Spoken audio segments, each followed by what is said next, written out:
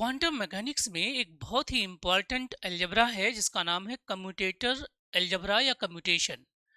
तो कम्यूटेटर एक mathematical operator होता है जिसमें ऑपरेटर के पोजीशन को बदल दिया जाता है during the operation on function. ठीक है।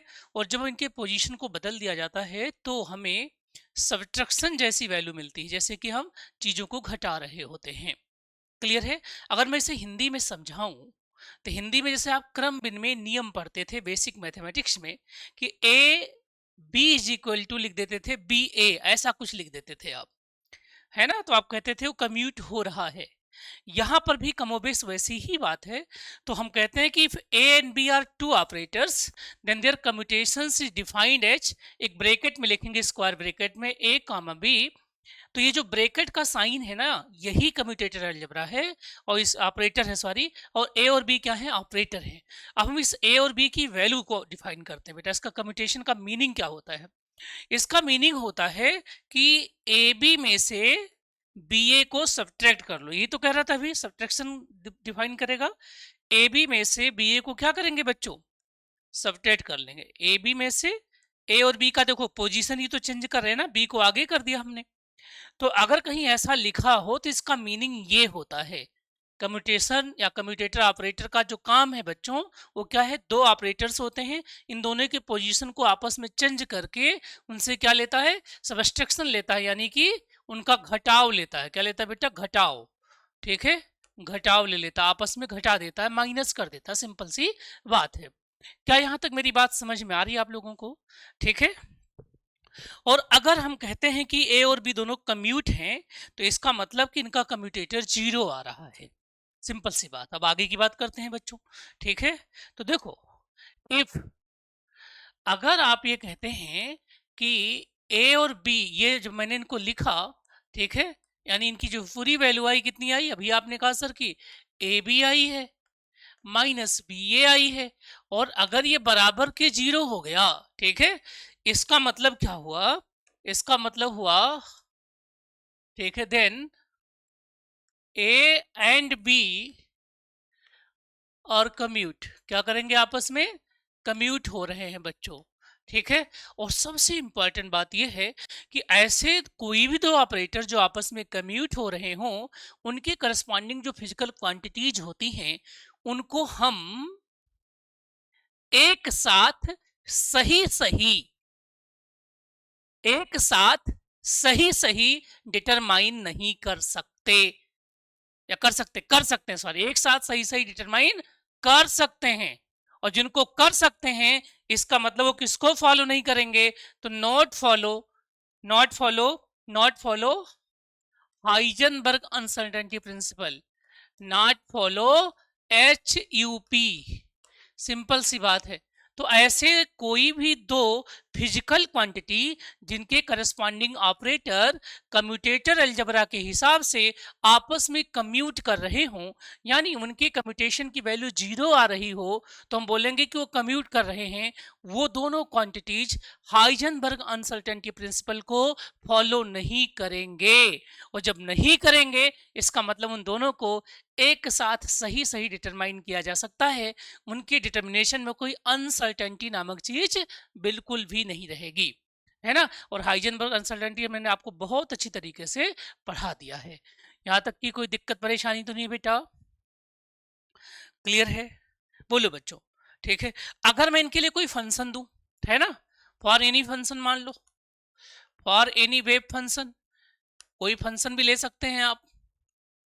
अगर फंक्शन है तो आप इसको ऐसे लगाओगे, ए बी ऑपरेटर हैं आपस में और फंक्शन बाहर हो जाता है। तो अब हम इसको करेंगे कैसे? हम इसको ऐसे कर देंगे, that is A B psi minus B A psi. ठीक है। और अगर ये 0 है ना, अगर ये 0 है देन आप ये भी लिख सकते हैं कि ए को आगे लिख करके बी के बाद, बी के पहले लिखने पर फिर साई पे ऑपरेट करने पे कोई फर्क नहीं पड़ता, क्योंकि दोनों चीजें क्या आ रही हैं? बराबर आ रही हैं। तो क्रम चेंज कर देने से, पोजीशन चेंज कर देने से अगर वैल्यू पे कोई फर्क ना पड़े, तो जैसे आपने बेसिक मैथमेटिक्स में क्रम विनिमय नियम कहा था।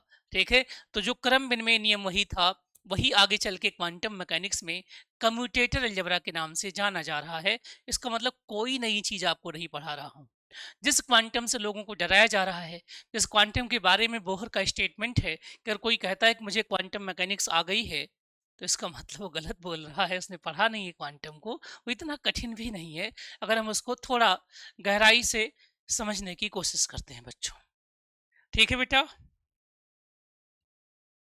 ठीक है, कंक्लूजन निकल गया। अब आप बोलोगे सर प्रॉपर्टीज ऑफ कम्यूटेटर क्या होगा, कम्यूटेटर की कोई प्रॉपर्टीज होगी या नहीं होगी, है ना, ये भी बता दीजिए बच्चों। तो ध्यान से सुनिए, पहली प्रॉपर्टीज पढ़ते हैं बच्चों। प्रॉपर्टीज ऑफ कम्यूटेटर्स में पहली प्रॉपर्टीज पढ़ते हैं।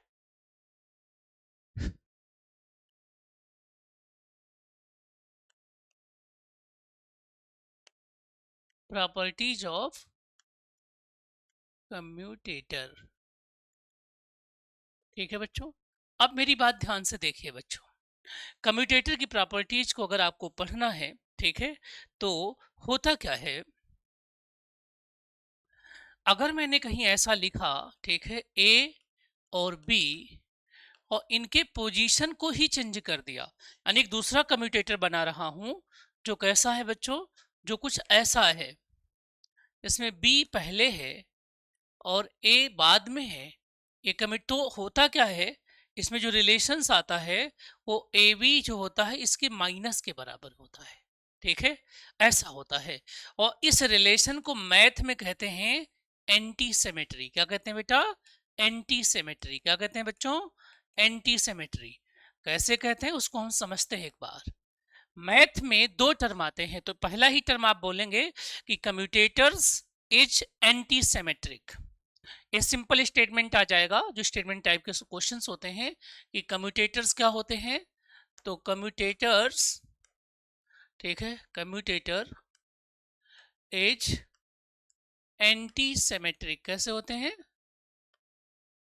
एंटी सिमेट्रिक होते हैं। ठीक है बच्चों, अब इस सिमेट्री और एंटी सिमेट्रिक के बारे में मैं आपको बता देता हूं बच्चों। सपोज कर लीजिए कि ये कुछ कहानी ऐसी सी है, एक कहानी यहाँ लिखूंगा और एक कहानी को यहाँ बना दूंगा, और आप मुझे बताइएगा देख करके बेशुक, आप क्या है, जज हैं यहाँ पर। ठीक है, कैसे जज करेंगे ध्यान से देख लीजिए आप।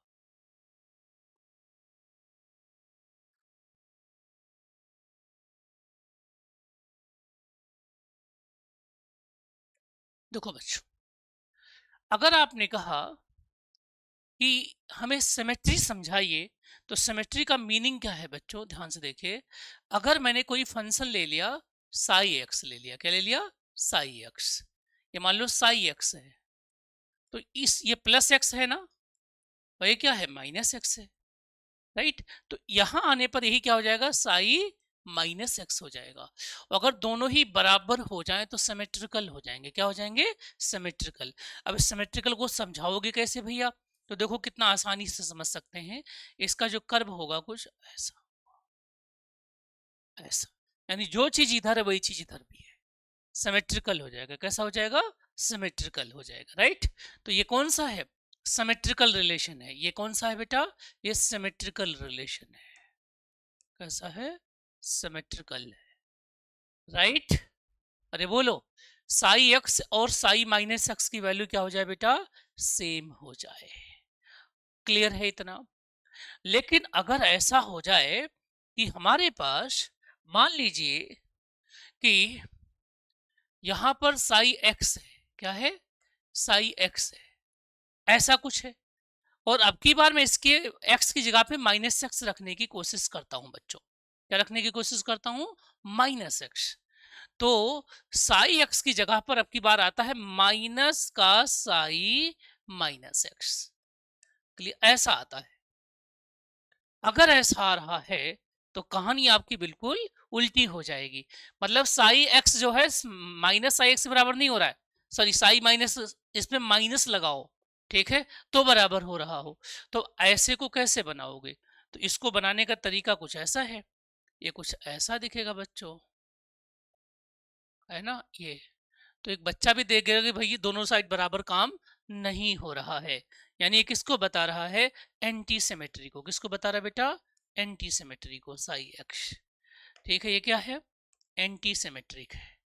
कैसा है, एंटी सिमेट्रिक है ना। तो हमने यही तो बताने की कोशिश करी है, जो चीज आपके पास है अगर इसका उल्टा यहाँ लगाओगे, उल्टा मतलब माइनस कर दिया, तो यहाँ पे आपको माइनस लगाना पड़ रहा है।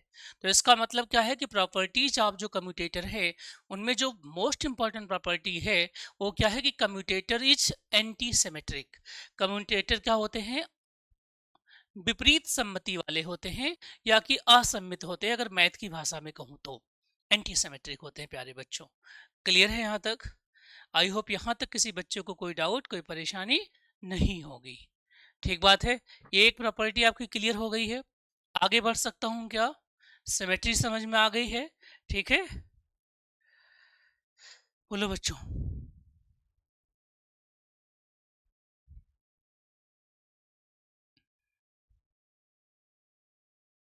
ठीक है, चलो अगला देखते हैं।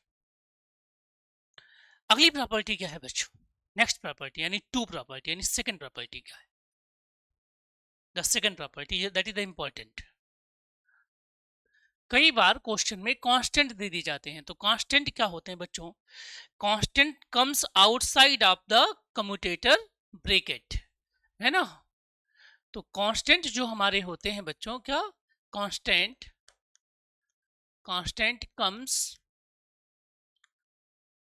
आउटसाइड फ्रॉम कम्यूटेटर ब्रैकेट, जो कम्यूटेटर का ब्रैकेट होता है। ठीक है, अब देखो इसको हम प्रूफ करते हैं कैसे। मान लीजिए कि आपने एक कम्यूटेटर लिखा, इसमें एक आपने ऑपरेटर बनाया ए और दूसरा क्या लगाया, बी लगाया।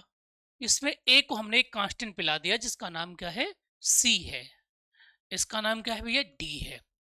तो ए के आगे सी चिपका हुआ, डी के आगे, बी के आगे डी चिपका हुआ है। जब आप इसको सॉल्व करोगे ना, सॉल्व करोगे तो तरीका क्या है कि दोनों को बाहर बुला लो, ए और सी और डी को क्या करोगे, बाहर बुला लो, आउटसाइड कर दो इनको। ठीक है, जाओ भाई तुम दोनों बाहर चले जाओ। तो जब ये बाहर चले जाएंगे तो ब्रैकेट में क्या बचेगा आपके पास, ए और बी। अब इसको सॉल्व कर लो सिंपली। आप इसे और अच्छे से सॉल्व करना चाहते हो तो सिंपल लिख दो ए, सॉरी सी और डी, और ब्रैकेट में इसकी मीनिंग क्या हुई, इसकी मीनिंग ये हुई कि ए को एक बार बी के साथ लगाओगे और माइनस बी को ए के साथ लगा दो। यही तो मीनिंग हुई, है ना। अगर ये जीरो है तो कम्यूट है, नहीं जीरो है तो कम्यूट नहीं है। आते हैं थर्ड जो कि बहुत इंपॉर्टेंट है, कम्यूटेटर फॉलो द लीनियरिटी। क्या फॉलो करते हैं बेटा, लीनियरिटी। थर्ड जो इंपॉर्टेंट पॉइंट है, जो भी कम्यूटेटर्स होंगे, ठीक है, जो भी कम्यूटेटर्स होंगे फॉलो लीनियरिटी। लीनियरिटी के बारे में मैंने आपको बताया था, वैसे ऑपरेटर भी लीनियर होते ही हैं। तो कम्यूटेटर्स फॉलो लीनियरिटी। क्लियर है, लीनियरिटी का कंडीशंस मैंने ऑपरेटर के लिए आप लोगों को बहुत डिटेल्स में बताया हुआ है। अब इसको देखो बच्चों, लीनियरिटी का मीनिंग क्या हुआ। अगर मान लीजिए आपके पास, ठीक है, कोई ऑपरेटर ऐसा लगा हुआ है, दैट इज ये ए है और फिर एक बी प्लस सी कॉमन है यहाँ पर, ठीक है, ऐसा है कुछ इस तरीके से। मैंने लीनियरिटी के बारे में बताया था कि स्क्वायर रूट लीनियर नहीं होता है, लेकिन डिफरेंशिएशन लीनियर होता है ऑपरेटर का।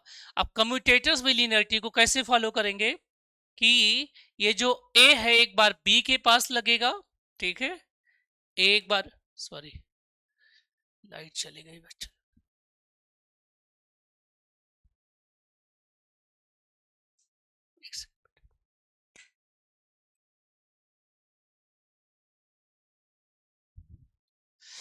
लाइट चली गई बेटा, है ना।